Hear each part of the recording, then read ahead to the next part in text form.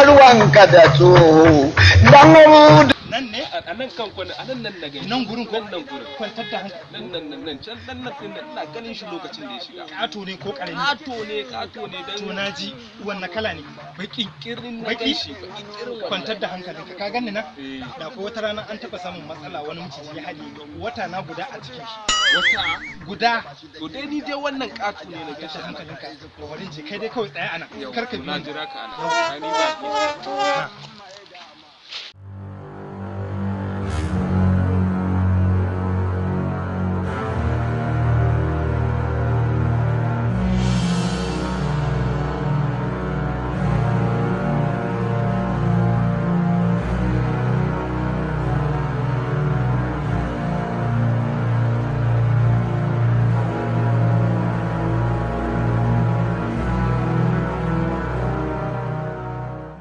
ya dai malam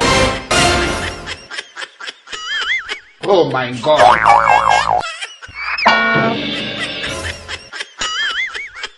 oh my god